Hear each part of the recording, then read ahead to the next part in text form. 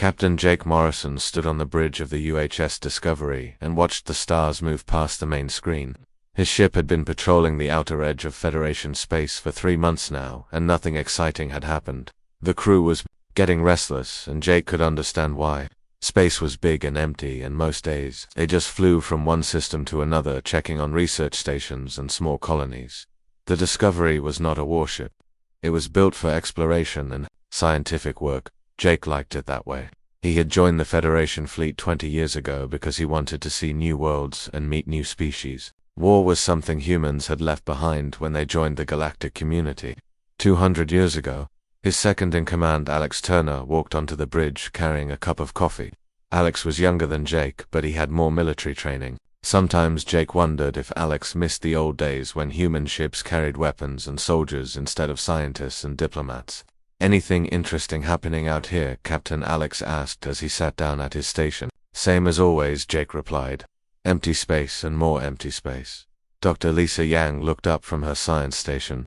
She was the smartest person Jake had ever met and could figure out almost any problem. "Actually, Captain, we might have something. I am picking up a distress signal from the Zalani research station in the next system." Jake felt his stomach tighten. The Zalani were peaceful, fish-like beings who studied ocean worlds. They never caused trouble for anyone. "What kind of distress signal?" he asked. "It is very weak," Lisa said while working at her controls, "but it sounds like they are under attack." Alex stood up quickly. "Under attack by who? The Zalani do not have any enemies." "I do not know," Lisa answered, "but we should get there fast. The signal is getting weaker." Jake made his decision. "Set course for the Zalani station. Maximum speed." The Discovery jumped to faster than light speed, and the stars became long white lines. Jake had been to the Zalani station before. It was a beautiful place built inside a giant bubble under the ocean of their homeworld. The Zalani scientists there studied sea life from dozens of different planets. 2 hours later, they dropped out of hyperspace near the Zalani homeworld. What they saw made Jake's heart sink. The research station was floating in pieces on the ocean. Surface smoke was rising from the wreckage, and there were no signs of life. "Oh no," Lisa whispered. "We are too late." Alex was already scanning the area. "I am reading some life signs in the wreckage. Not many, but some. We need to get rescue teams down there now." Jake nodded. "Do it. Send every shuttle we have." For the next 6 hours, Jake watched his crew pull survivors from the destroyed station. Most of what they found were bodies. The Zalani who were still alive were badly hurt and very scared. They kept talking about ships that came from nowhere and attacked without warning. Dr. Yang worked with the survivors and tried to figure out what had happened. The few Zalani who could still talk all said the same thing. Big gray ships had appeared and started shooting. They did not try to communicate or ask for anything. They just attacked. "This does not make sense," Alex said, as they stood in the medical bay watching the doctors treat the wounded Zalani who would attack a research station. "There is nothing valuable here." Lisa joined them with a datapad in her hands. "I analyzed the weapon marks on the station wreckage.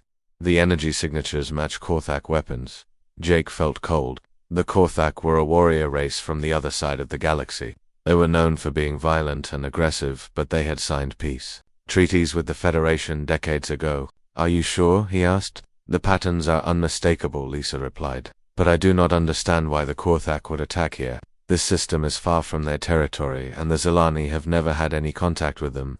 Alex looked angry. Maybe the peace treaty does not mean anything to them anymore.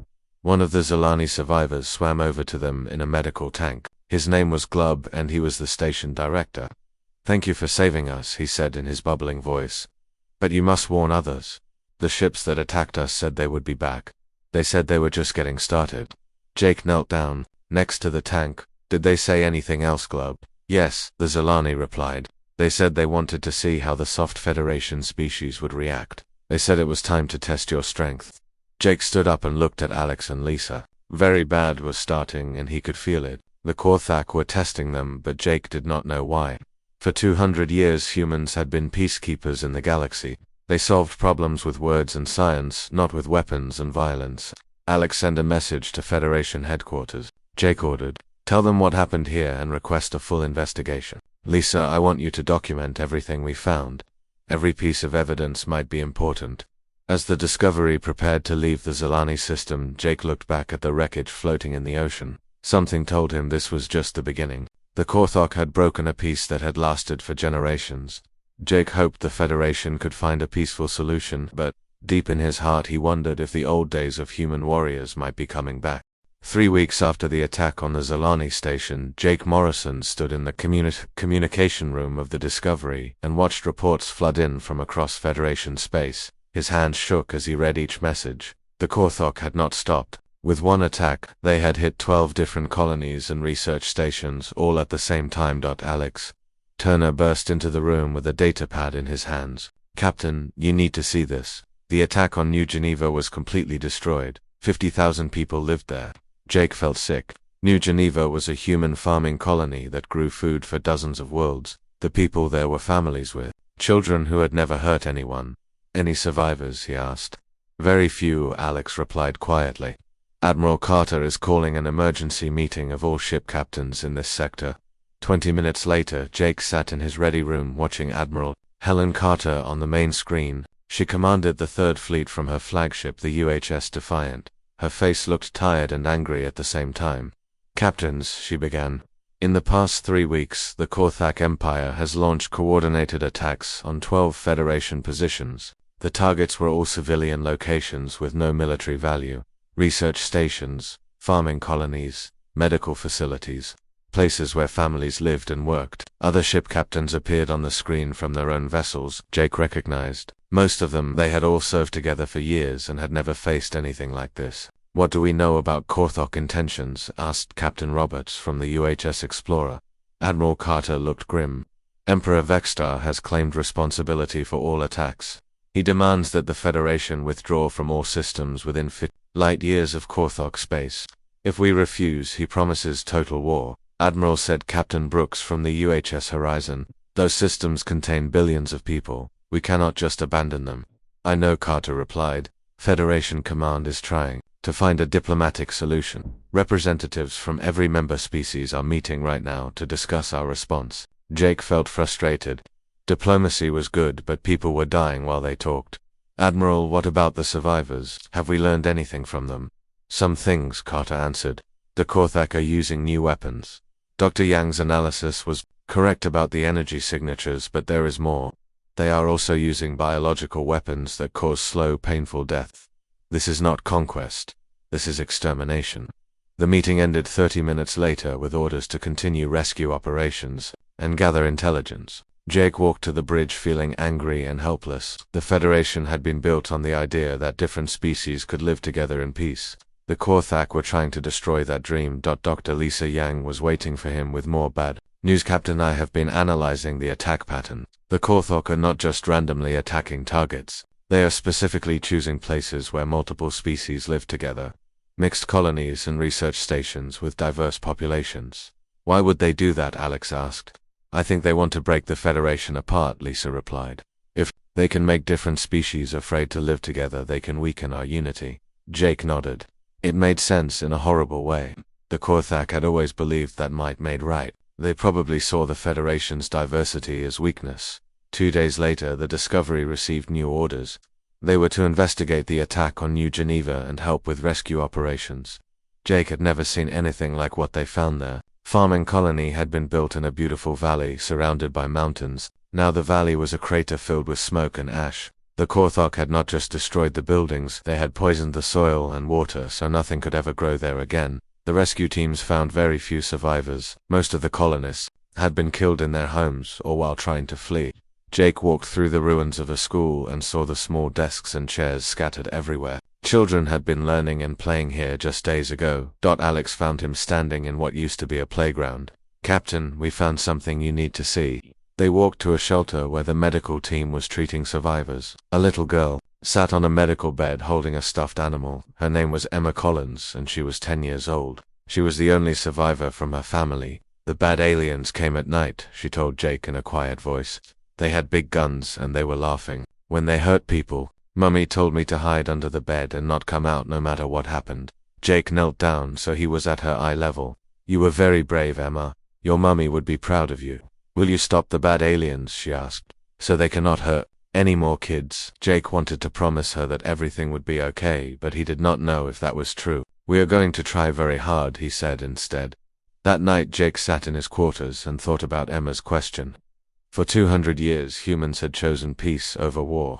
They had become diplomats and scientists and engineers, but maybe there were times when peace was not enough. He opened a communication channel to Earth and sent a message to President Daniel Hayes. In it he described what he had seen at New Geneva, and what the little girl had asked him. He ended the message with a simple question of his own. How long do we keep trying to talk to people who only understand violence? On Earth, President Hayes stood before the United Earth Assembly and spoke about the Korthok attacks. He promised that humanity would work with the Federation to find a peaceful solution. But after the cameras turned off, he walked to a secure room and made several classified calls, deep in underground facilities that had been quiet for decades.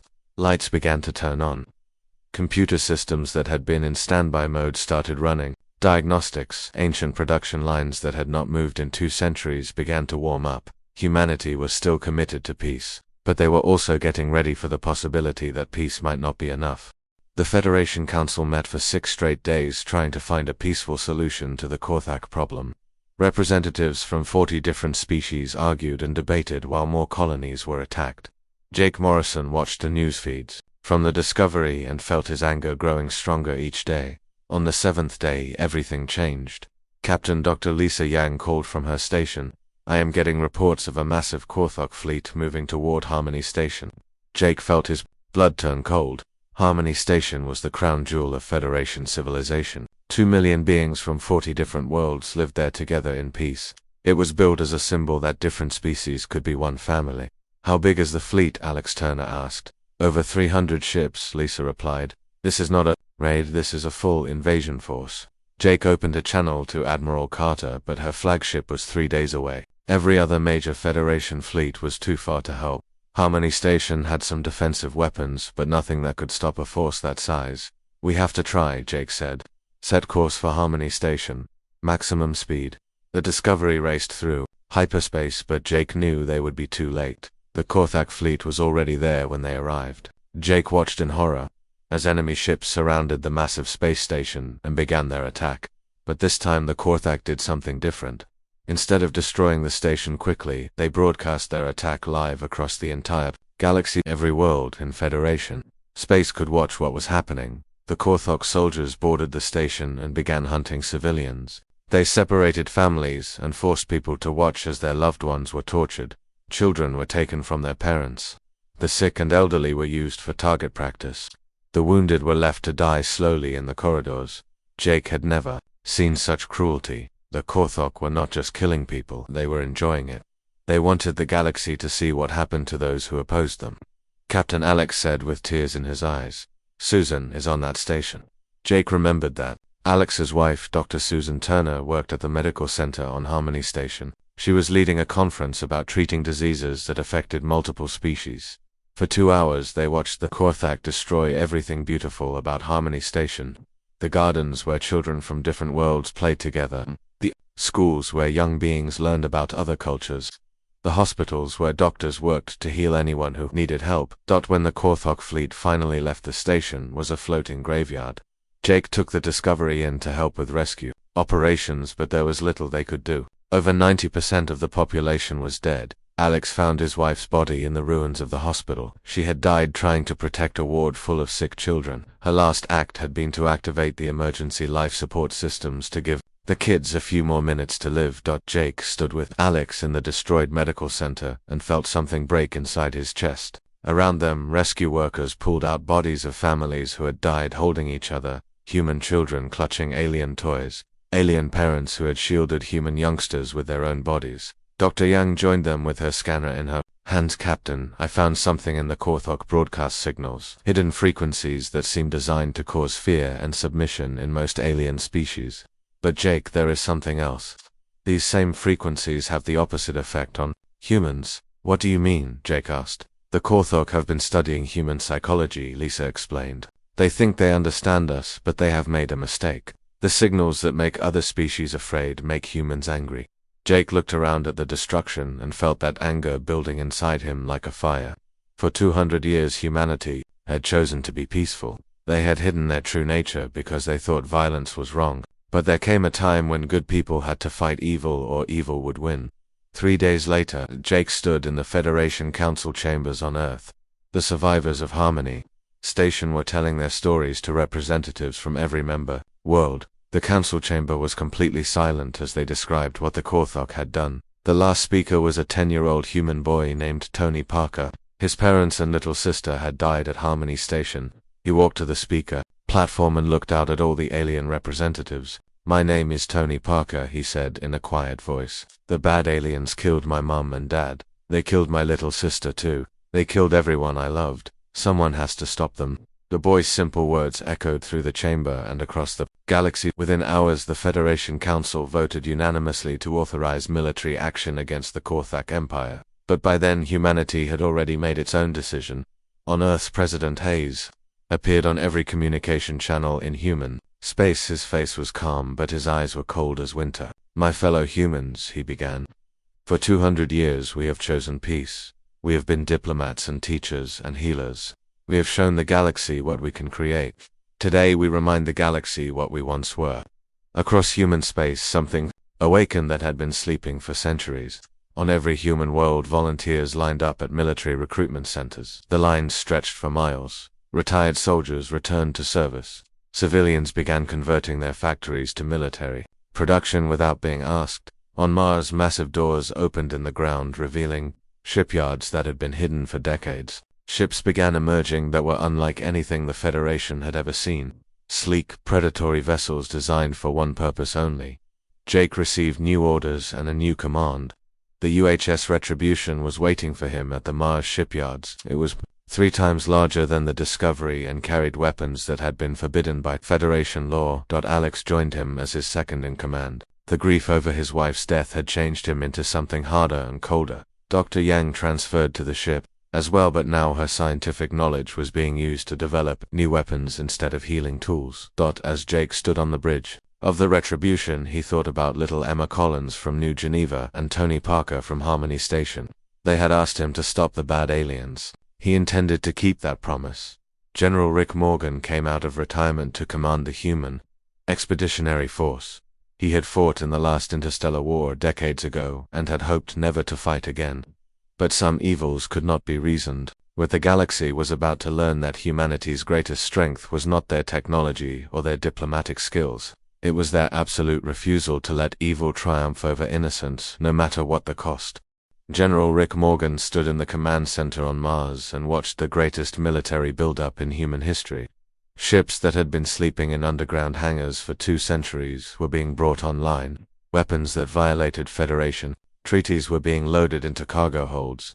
Soldiers who had been farmers and teachers just weeks ago were learning to fight again. The transformation was happening so fast it amazed even Morgan.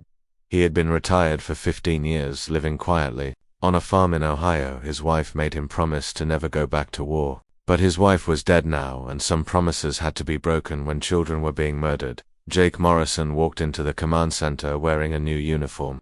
The rank insignia on his collar marked him as Admiral of the 3rd Expeditionary Fleet. Behind him came Alex Turner, who was now his second in command, and Dr. Lisa Yang, who had been appointed head of weapons development. General Jake said, "The Retribution and her escort ships are ready for deployment." Morgan nodded.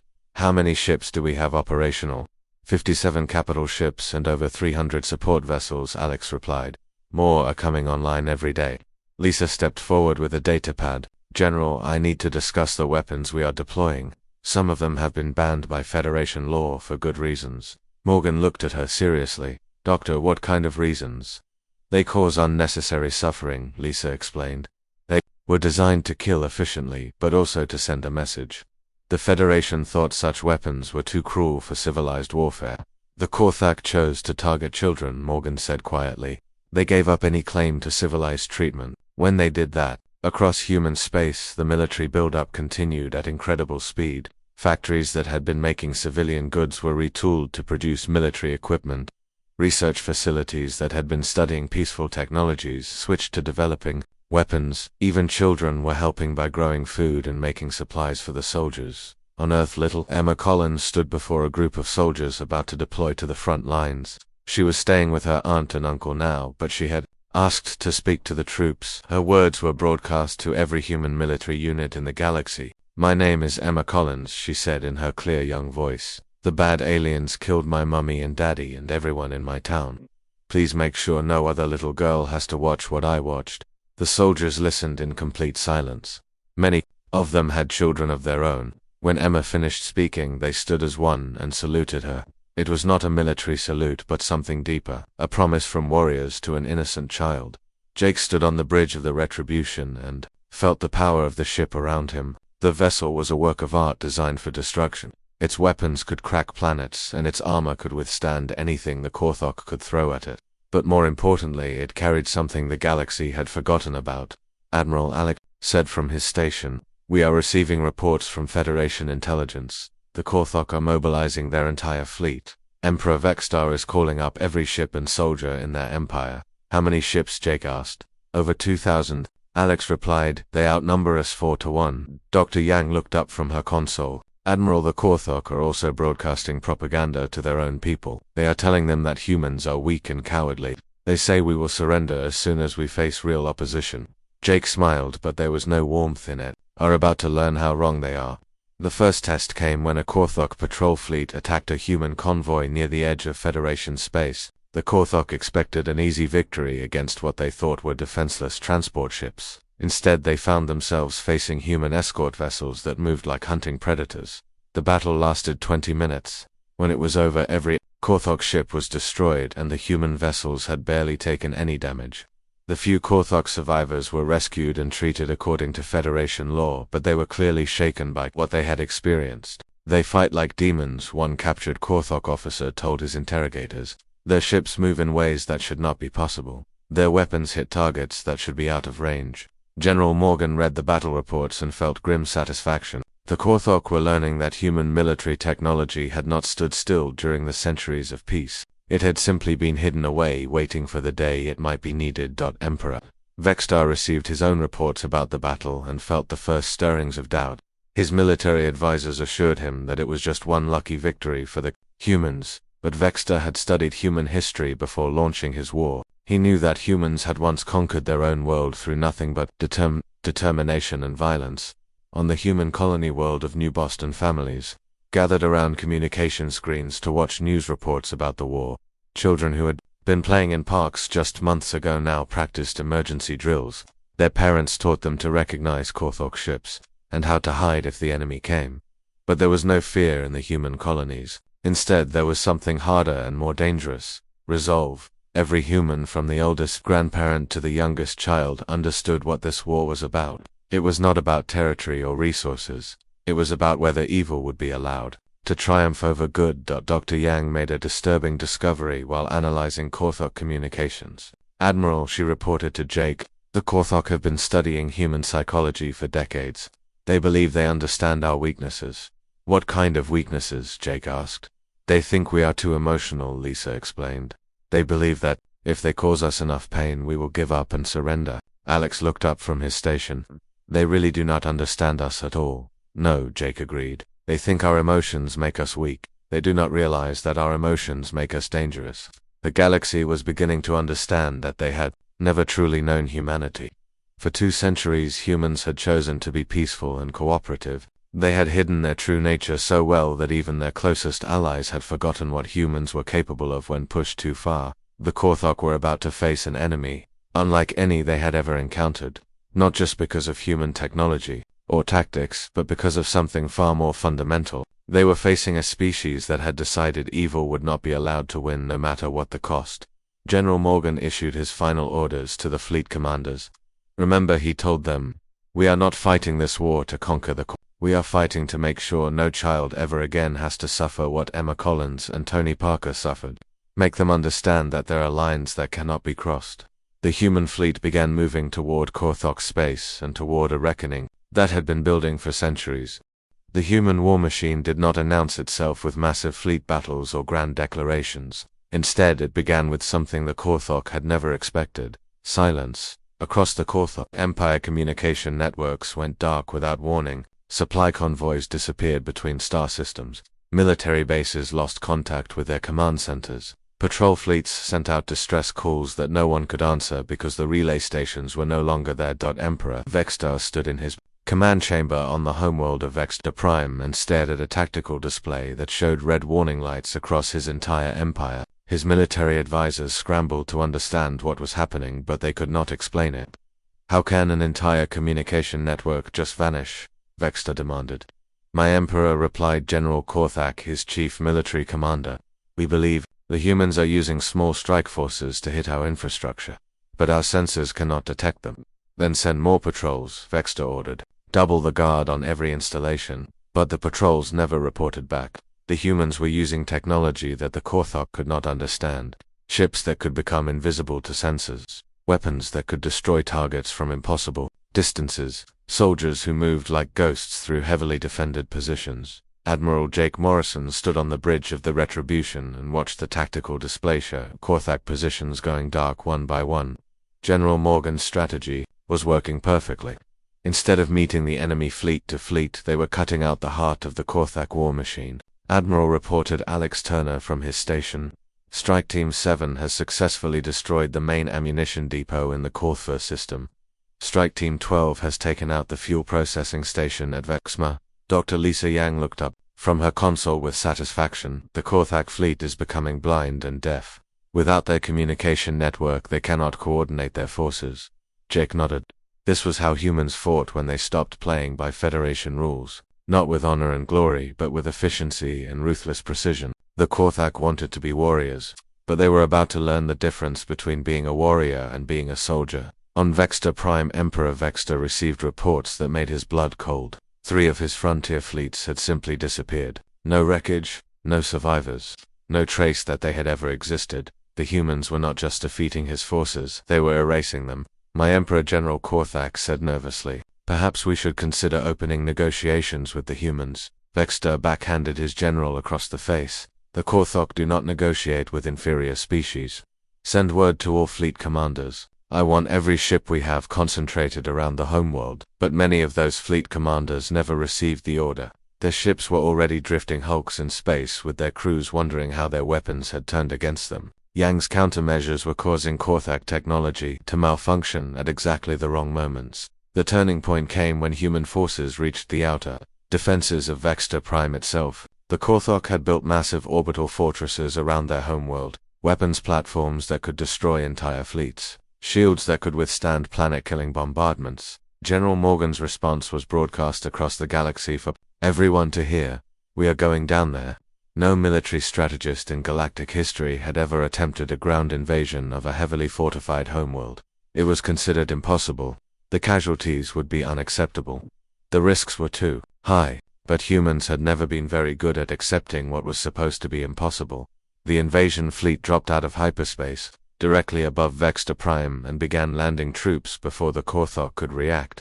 Thousands of assault ships, carrying human soldiers, descended through the atmosphere like falling stars. The orbital defenses that were supposed to stop them somehow kept missing their targets. Jake Morrison led the first wave of ground troops personally.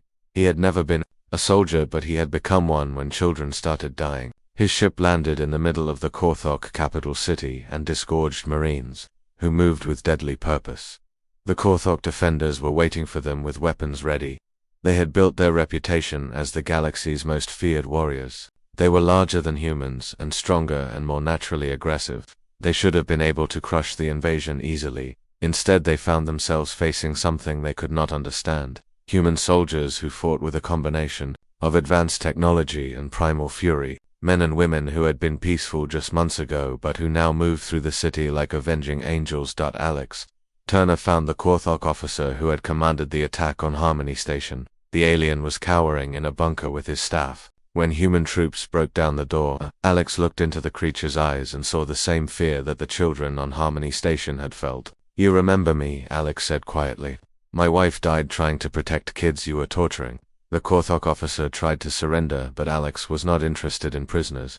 Not from the unit that had broadcast their atrocities across the galaxy. Some crimes were beyond forgiveness. Dr. Yang monitored the ground battle from orbit and felt amazed at what she was seeing.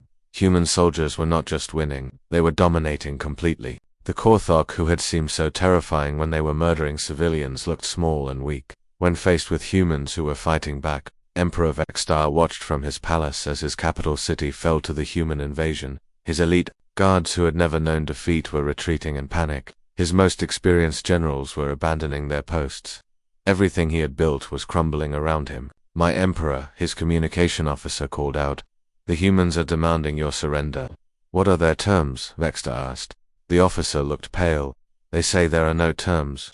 They say you had your chance to talk when you were killing children, now you face the consequences." Vexter realized with growing horror that the humans had not come to conquer his empire. They had come to end it. Not through negotiation or political pressure, but through the complete destruction of everything he had built. The ground war on Vexter Prime lasted 6 days. When it was over, the Korthok military no longer existed as an organized force. Their weapons were destroyed. Their ships were captured or scuttled. Their soldiers were dead or in prisoner camps, learning what it meant to be helpless. But the humans did not stop there. They began hunting down every Korthok who had participated in the attacks on civilians, every officer who had given orders to target children, every soldier who had tortured innocent families. One by one they were brought to justice. The galaxy watched in stunned silence as the species known for being peaceful and diplomatic systematically dismantled an empire that had terrorized star systems for centuries. Humanity had shown everyone what happened when their capacity for both memory and justice were fully engaged. The Korthok had wanted to test human resolve. They had learned too late that some tests should never be attempted. Emperor Vexter stood in chains before the Federation Court of Justice on Earth. The once mighty ruler of the Korthak Empire looked small and broken as he faced judges from 40 different worlds.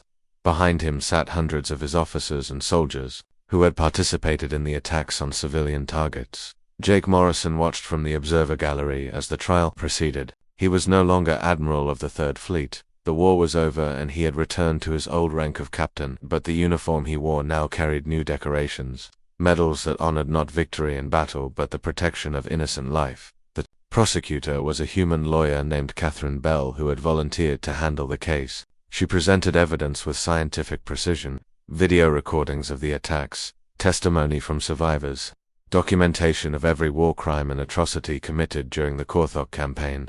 The evidence shows a deliberate pattern of targeting civilians, Bell told the court. Schools were bombed. Hospitals were destroyed. Children were separated from their families and murdered for entertainment. This was not warfare. This was genocide. Vextar's defense attorney argued that the Korthok had been following their cultural traditions of conquest, that they could not be held responsible for actions that were normal in their society. The judges listened politely, but their expressions showed what they thought of that argument. Dr. Lisa Yang testified about the biological weapons the Korthok had used, weapons designed not just to kill but to cause maximum suffering. She presented her findings calmly and scientifically, but everyone in the courtroom could hear the anger in her voice. The most powerful testimony came from the survivors. Emma Collins took the witness stand wearing a simple dress and spoke about watching her family die. Tony Parker described how Korthok soldiers had laughed while killing his little sister. Their words were quiet, but they echoed through the courtroom like thunder. General Rick Morgan had returned to his farm in Ohio, but he came to Earth for the verdict. He sat next to Jake in the observer gallery and watched as the judges delivered their decision. Guilty on all counts, the Korthak Empire was declared a criminal organization and ordered to pay reparations to every victim family. But more importantly, the court ruled that the Korthwag would be placed under Federation oversight. For the next century, their military would be disbanded, their government would be reformed, their children would be educated in Federation schools where they would learn that strength meant protecting the weak, not preying on them. The trial was broadcast across the galaxy and served as a lesson for every species. This was what happened when civilized beings were pushed too far. Justice would be served no matter how long it took or how much it cost. Admiral Helen Carter oversaw the reconstruction of the devastated worlds. The same human engineers who had built the invasion fleet now worked to rebuild the colonies that had been destroyed. Former Korthok worlds received food aid and medical assistance. The people who had once been subjects of a cruel empire were offered education and opportunity. Jake returned to command of the Discovery, but his mission had changed. Instead of simple exploration, he now led a task force that monitored former Korthok space and helped the transition to peaceful government. It was not glamorous work, but it was necessary. Alex Turner had taken early retirement after the war. The loss of his wife and the things he had done during the fighting had changed him. He moved to a quiet colony world where he taught schoolchildren about the importance of peace. Sometimes his students would ask him about the war, and he would tell them simple truths about the cost of both fighting and failing to fight. Dr. Yang continued her research, but now she worked on medical technology instead of weapons. Her innovations helped treat the survivors of Korthok biological weapons and saved thousands of lives. She never spoke publicly about what she had created during the war. Some knowledge was too dangerous to share. 5 years after the war ended, a ceremony was held at the rebuilt Harmony Station.